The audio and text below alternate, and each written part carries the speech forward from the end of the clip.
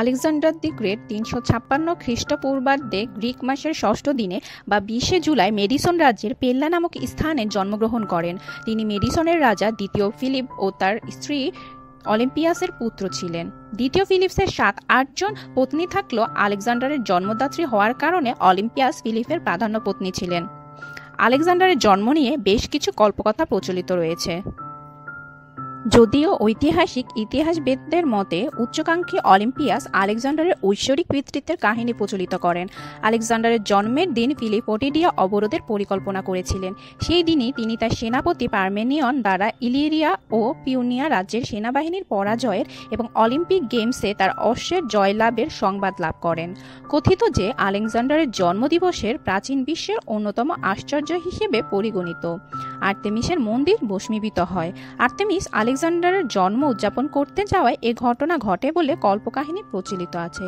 আলেকজান্ডারকে অতিমানবিক ও মহান কাজের জন্য নির্দিষ্ট হিসেবে দেখার উদ্দেশ্য তার সিংহাসন লাভের পর এই সমস্ত অলৌকিক কাহিনীর প্রচলন করা হয় বলে মনে করা হয়ে থাকে। শৈশবকাল। শৈশবে আলেকজান্ডারকে লানিকে নামক একজন সেবাবৃত্তি পালন করেন। পরে অলিম্পিয়াসের আত্মীয় লিওনাইদাস এবং দ্বিতীয় ফিলিপের সেনাপতি লুসিমেকস শিক্ষা প্রদান করেন। অন্যান্য সম্ভ্রান্ত মেডিসনীয় কিশোরদের মতোই তাকে পড়া, যুদ্ধ করা, শিকার করা প্রভৃতি বিষয়ে শিক্ষা প্রদান করা হয়।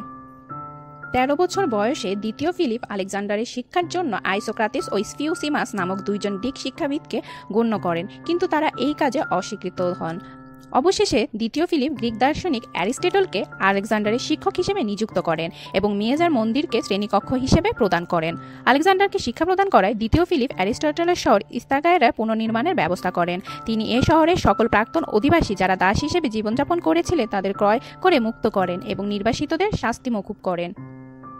মেজার শিক্ষা প্রতিষ্ঠানে আলেকজান্ডারের সাথে প্রথম টলেমি সোতের, হেফাইস্তিন ইত্যাদি ম্যাসিডোনিয়া সম্ভ্রান্ত পরিবারের কিশোরেরা শিক্ষালাভ করেন, যাদের মধ্যে অধিকাংশই পরবর্তীকালে আলেকজান্ডারের বন্ধু এবং সমর অভিযানে সেনাপতি হিসেবে পরিগণিত হন।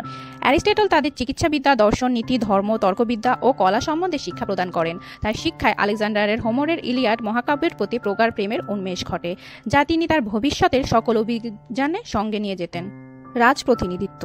১৬ বছর বয়সে অ্যারিস্টটলের অধীনে আলেকজান্ডারের শিক্ষালাভ শেষ হয়। এই সময় দ্বিতীয় ফিলিপ তাকে রাজপ্রতিনিধি ও উত্তরাধিকার হিসেবে নিয়োগ করে বাইজেন্টাইন আক্রমণ করেন। ফিলিপের অনুপস্থিতিতে থ্রেস অঞ্চলের মাইদো জনজাতিরা বিদ্রোহ ঘোষণা করলে আলেকজান্ডার দ্রুত তাদের বিরুদ্ধে যাত্রা করে তাদের বিতাড়িত করেন এবং তাদের অঞ্চলে আলেকজান্ড্রোফিলিস মাইদিকা নামে একটি নগরী পতন করেন। ফিলিপ তার অভিযান থেকে ফিরে এলে তিনি আলেকজান্ডারকে দক্ষিণ থ্রেস অঞ্চলে একটি বিদ্রোহ দমন করতে পাঠান। এই সময় পেরিন্থাস নামক একটি গ্রিক শহরের বিরুদ্ধে অভিযানের সময় আলেকজান্ডার তার পিতার জীবন রক্ষা করেন।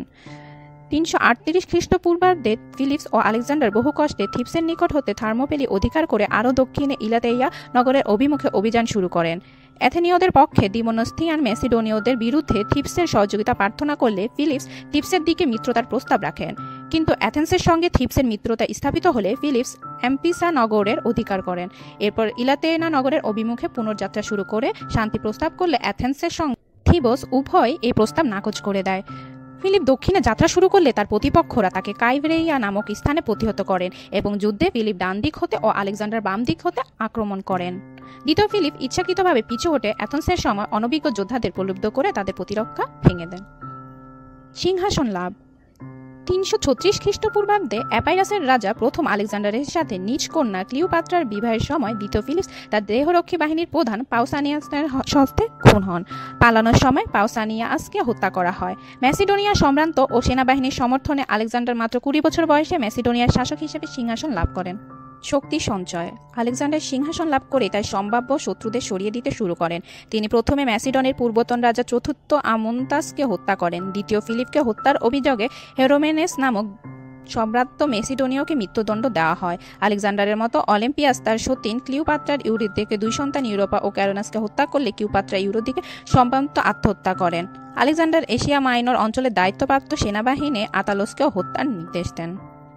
দ্বিতীয় ফিলিপের মৃত্যুর সংবাদ ছড়িয়ে পড়তে থিবস, অ্যাথেন্স, থ্রেস প্রভৃতি রাজ্য বিদ্রোহ শুরু হলে আলেকজান্ডার দ্রুত পদক্ষেপ নিতে শুরু করেন। তিনি ৩০০০ ম্যাসিডোনীয় অশ্বারোহী বাহিনী নিয়ে থেলাসিয়া অভিমুখে দক্ষিণে যাত্রা করেন। পার্শ্ব অভিযান। 334 খ্রিস্টপূর্বাব্দে মেসিডোনিয়া ছাড়াও থ্রেস, ইলিরিয়া ও পায়োনিয়া থেকে আনুমানিক 48,100 পদাতিক, 6,100 অশ্বারোহী ও 120টি জাহাজে 38,000 নাবিক নিয়ে আলেকজান্ডার বাহিনী হেলোসোপন পার করেন। আলেকজান্ডার এশিয়া মাটিতে একটি বল্লম ছুঁড়ে ঘোষণা করেন যে তিনি দেবতার নিকট হতে এশিয়াকে উপহার হিসেবে গ্রহণ করেছেন। 8 এপ্রিল গ্রানিকাসের যুদ্ধে প্রাথমিক সাফল্যের পর আলেকজান্ডারের নিকট পার্শ্বের প্রাদেশিক রাজধানী সার্দেদীয় আত্মসমর্পণ করেন। ভারত অভিযান। ম্যাসিডোনের রাজা আলেকজান্ডারের ভারতবর্ষ আক্রমণ ভারতের ইতিহাসে একটি গুরুত্বপূর্ণ অধ্যায়। পার্শ্ব বিজয়ের পর শুরু হয় তার ভারত আগ্রাসন। খ্রিস্টপূর্ব 331 অব্দে তিনি পার্শ্ব সাম্রাজ্য আক্রমণ করেন। সে সময় সিন্ধু নদ পার্শ্ব সাম্রাজ্য সীমানা ছিল। আলেকজান্ডারের ভারতবর্ষ আক্রমণের প্রাককালে উত্তর পশ্চিম ভারত পরস্পর বিরোধী অনেকগুলো রাজ্যে বিভক্ত ছিল। তাদের পক্ষে ঐক্যবদ্ধ হয়ে বহিরাক্রমণ ঠেকানো সম্ভবপর ছিল না। খ্রিস্টপূর্ব 328 অব্দের মধ্যে সমগ্র ফার্স ও আফগানিস্তান আলেকজান্ডারের দখলে আসে। অতঃপর আলেকজান্ডার খ্রিস্টপূর্ব 327 অব্দে হিন্দুকুশ পর্বত অতিক্রম করে ভারত অভিমুখে অগ্রসর হন। খ্রিস্টপূর্ব 326 অব্দে তিনি ভারত নামক ভূখণ্ডে পদার্পণ করেন। আলেকজান্ডার পুষ্কলাবতী রাজা অশোককে পরাভূত করেন। অশোক জাতীয় তার নিকট পরাভূত হয়।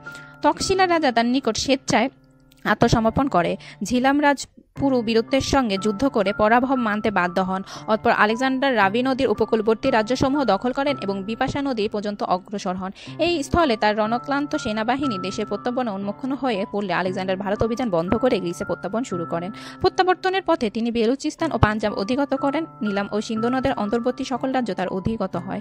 ভারত ভূখণ্ডে আলেকজান্ডার প্রায় 19 মাস অবস্থান করেছিলেন। তিনি ভারত ত্যাগের পর প্রায় 2 বছর কাল তার বিজিত অঞ্চলসমূহকে গ্রিক শাসন বজায় ছিল। ভারত থেকে প্রত্যাবর্তনের কিছুদিন পর খ্রিস্টপূর্ব 323 অব্দে ব্যাবিলনে তার অকাল মৃত্যু হয়। অন্যদিকে চন্দ্রগুপ্ত মৌর্যের নেতৃত্বে মৌর্য সাম্রাজ্য প্রতিষ্ঠা পাঞ্জাবে গ্রিক শাসনের অবসান ত্বরান্বিত করে। মৃত্যু।